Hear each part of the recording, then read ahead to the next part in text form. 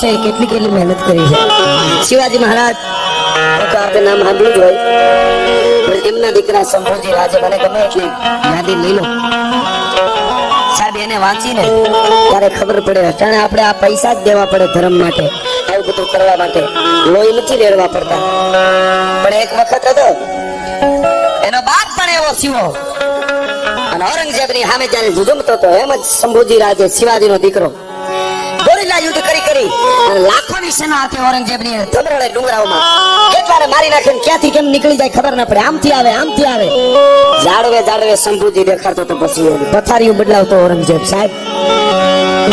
અને એને હારે કવિ કલશ હતો કવિની કેવી ફરજ છે એ તમને કહું ગમે એ નો બોલી નાખાય ગમે એ વાત નો કરી નાખાય ગમે એવું ગીત નો ગાઈ નાખાય હજારો માણસો ચાહતા એનો અર્થ એવો નથી ગમે એ પાટે ચડાવી દે સાહેબ સાચું કેવું જોઈએ સારી વસ્તુ આપવી જોઈએ પણ ખેર મૂળ વાત ઉપર આવું સાહેબ કવિનો અને કલાકારોનો સાહિત્યકારો કથક આમને ફરજ આવે છે સાચી વસ્તુ કેવી એ બહુ મોટી વાત છે ને સાહેબ કવિ કલશ હતા એની હારે શિવાજીનો દીકરો મોગલોની સેનાને જ્યારે ધમરોળતો હતો ત્યારે કવિ કલશ એની હારે હતા કોકે કીધું ઔરંગઝેબને કે કવિ એના એવા કાવ્યો બોલે છે નિરસના ગીતો બોલે છે એમાં આ શિવાજીનો દીકરો ગાંડો થઈને આપણી સેનાને કાપી નાખે છે વાળ હુડતો હોય વાળ કાપે શેરડીના એમ કાપી નાખે છે બેન પકડો બહુ મીઠા હતા સાહેબ એટલી મહેનત કરી ઇનામ જાહેર કર્યા કોઈ દિવસ હાથમાં ન આવ્યો ગોરીલા યુદ્ધ બહુ કરતા સંભાજી રાજે શિવાજીનો દીકરો હાથમાં ન આવ્યો એની સેનાને ધમરોળતો હતો એક વખત ગદ્દાર માણસ નજીકનો ખૂટી ગયો ને ત્યારે હાથ આવી ગયો નકર હાથ ન આવ્યો આપણા દેશમાં આ બહુ નેડું છે જ્યાં જ્યાં બન્યું છે ને જે મહાપુરુષ હોય કોઈ શક્તિ નારી હોય અને કોઈ એકાદો ગદ્દાર એવો થયો છે તેને મોત સાથે જેને પ્રીતું કરી છે દેશ માટે એ પરંપરા એમાં ગદ્દાર માણસ ખૂટી ગયો શંભુજી રાજે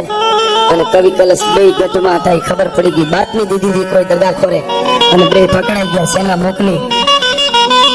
ભાઈ લોઠાને હાકડો નાખ્યો હો ભાઈ લંગડું પડી ગઈ લોઠાની બેડીઓ જડાઈ ગઈ અને બે ને જયારે ઔરંગઝેબ તંબુમાં બેઠો તો એટલો હરખાતો હતો ઔરંગઝેબ આમ રહેવાતો નતો ઔરંગઝેબ થી કઈ બે મારા હામાં આવે મારે એને બે ને ધ્રુજતા જોવા છે કારણ કે ઔરંગઝેબ એની જે દિશા કરતા હતા ને અને આમાં લડતો એની જોવાય નહીં એવી કરતો એ ભૂંડાએ મારતો ઔરંગઝેબ શું કહેતો હતો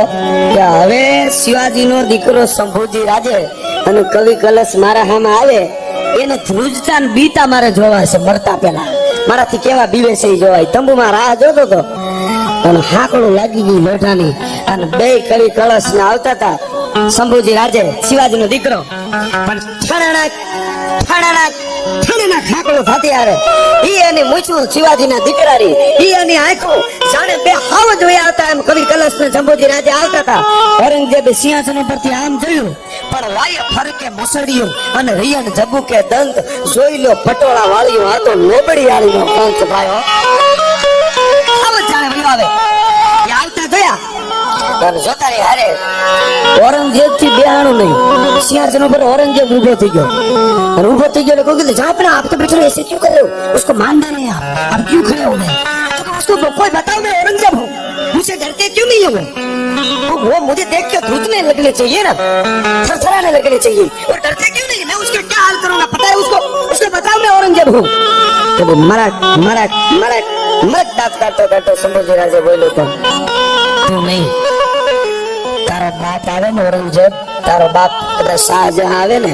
અને એનો બાપ આવે તો શિવાજીનો દીકરો ધ્રુજે નહીં શું વાત કરે તારી ત્રેવડ થી મને ધ્રુજાવી હે મારી અંદરની દુનિયા ડગે નહીં કોઈ દે અને પછી કવિ કલશને આ કટાર રાખવામાં આવી મિત્રો શું કવિએ ધર્મ બજાવ્યા છે કવિ કલશને આ કટાર રાખી અને પછી ઔરંગઝેબે કીધું કે આ બહુ દુઆ બોલે છે આના વિનુસનો એટલે આ લડતો તો શિવાજીનો દીકરો આયા કટાર રાખી કટારની ધાર કેવી હતી કે આમ ઊભી કટાર રાખી આમ એના ઉપર તમે રૂની વાટ આમ કરી અને કટાર ઉપર આમ મૂકી દો અને રૂની વાટને ફૂંક મારો ને તો રૂ આમ ગોથો કાઈ ને બે કટકા થઈ જાય આવી ધારવાળી કટાર હતી ભાઈ ગણે રાખી ઔરંગઝેબ કવિ કલશને અને માણસોને કીધું એટલે રાખી અને પછી કીધું કે લે હવે દુઆ બોલ ખબર પડે આમ કટાર રાખી હવે બોલ લે શિવાજીના દીકરાના સંભોજી રાજાના દુઆ કીધું આમ કરી આમ જોયું કવિ કલશે ત્યાં તો ઉતરી ગઈ કટાર લોહીનો અહીંથી હેડ ફૂટી ફુવારો થાય લોહીનો ફુવારો સૂચક બે હામામાં દાંત કાઢતા હતા હામામાં હતા હતા કવિ કલશ ને સંભોજી રાજે બોલ દુઓ અને તેદી કવિ કલશે દુઓ કવિતા કીધી દુહો કીધેલો કે યાદ રાવણ કી સફા અને બાંધો શંભુ બજરંગ તા તો લોહીનો ફુવારો છૂટો અહીંથી પાયો હે ઔરંગઝેબ યવન રૂપિયા રાવણ ની સભા અને એમાં શિવાજી નો દીકરો શંભુજી રાજા બાંધ્યો છે ને એ રાવણ ની સભામાં હનુમાન ને બાંધીને લઈ આવ્યા એવો મને શિવાજી નો દીકરો હતા લાગે છે યવન રાવણ કી સભા અને બાંધ્યો શંભુ બજરંગ તબ તપ તેજ નિહાર કે તખત તેજો અવરંગ હે શિવાજી ના દીકરા શંભુજી રાજે તારું તેજ એવું છે ને ઈ તારું તેજ જોઈને ઔરંગઝેબ દીકરો સિંહાસન ઉપર બેહીને રહી ગયો એનાથી ઊભું થઈ જવું પડ્યું નથી આટલી વાત થઈ કટાર ઉતરી ગઈ એને મારી નાખ્યું કવિ કલશ ને હવે મિત્રો કોક દી એકલા હો ત્યારે ખાલી વિચારજો મારા ના તમારા ધર્મ માટે જે હિન્દુ ધર્મ માટે હું તમે આજે થઈ એના માટે શું કર્યું છે આ માણસે કવિ કલશ ને તમારી નાખ્યું શંભુજી રાજે ને ધગતો લાલ હરિયો કરી અને આંખમાં નાખ્યો આંખ બહાર કાઢી રાખી અને કીધું તારો ધર્મ છોડીને મારો ધર્મ એકવાર બોલી જા મારો ધર્મ અપનાવી દે તને સેનાપતિ બનાવી દઉં ઓહળિયા કરાવીને આંખ મટાડી દઈશ તૈયાણે કીધું કે ગમે એમ કરતો હું શિવાજી નો દીકરો હું સઈબાઈ નો જાયો છું જીજીબાઈ મારી દાડી છે તમારી ત્રેવડ નથી સઈબાઈ નો દીકરો છું મિત્રો કોકદી એકલા હોતે વિચારજો ભગતો હળિયો આંખમાં નાખો અટાણે વાતો આપણે કરવી હેલી રાયડું ફાટી જાય તરત 5 દી પછી બીજી આંખ ફોડી બીજા 2 દિવસ પછી બધાય આંગળીઓના નખ કાઢ્યા અને જ્યારે જ્યારે આવું કરે ત્યારે કે એકવાર અમારા ધર્મનો જઈને તારા ધર્મ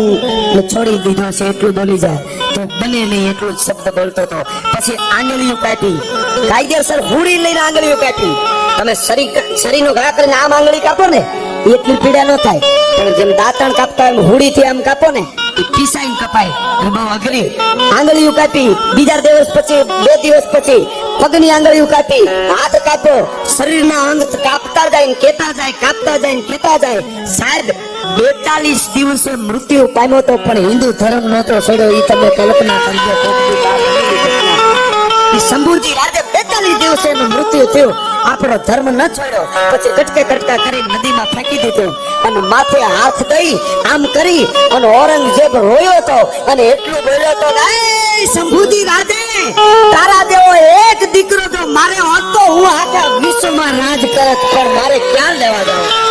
તારા જેવો એક દીકરો તો આખા વિશ્વમાં રાજ કરું પણ મારે ક્યાં લેવા જાવ તારા જેવો દીકરો ઔરંગઝેબને રોવું પડ્યો આ ધર્મ માટે કર્યું છે સાહેબ આપણે આટલું બધું નથી કરવું પડતું અત્યારે તો ખાલી હારા ભેગા થઈ જાય બધા એક થાય અને આપણા રૂડા ઉત્સવો ઉજવી અંદર કાપવાનું બંધ કરી અંદર બીજું ત્રીજું જે છે બંધ કરીને તોય ગણપતિ બાપા અને માતાજી બધા આપણા ઉપર રાજી છે તો જ આપણે ભારતમાંની જે બોલવાનો હક છે તો જ વંદે માતરમ બોલવાનો હક છે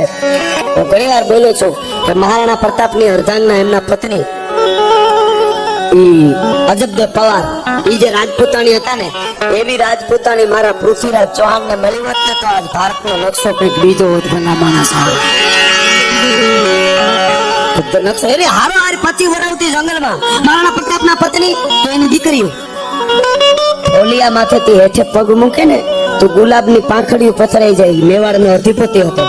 ઈ પરિવાર સ્વાભિમાન ભારતનું આપણું હિન્દુત્વ બચાવવા માટે 25 વર્ષ સુધી વગડામાં રખડ્યા પણ અકબરને સલામ ન કરી આની વાર્તાઓ ન કરી કોની કરી તમે કહો ખાલી એટલું મારે કહેવું છે એટલે આની વાતો ગીતો આપણે કાનના માટે ગાય છે માથા આપી દેવા ગમે ત્યારે ऐसा कर देंगे वैसा कर देंगे नवा ઘણા છે વધારે કામ કહી છે પછી એકની એક વાત ન કરાય પણ કહેવાનો અર્થ મારો નથી ખબર નહીં અધૂરિયા જ આવું કરે છે બાકી મહારાણા પ્રતાપનો સેનાપતિ હાકામ ખાન સૂરી મુસલમાન હતો રાણા પ્રતાપ માટે એને માથું આપેલું એ બહુ વધારે ખબર છે આવું તો કેટલું છે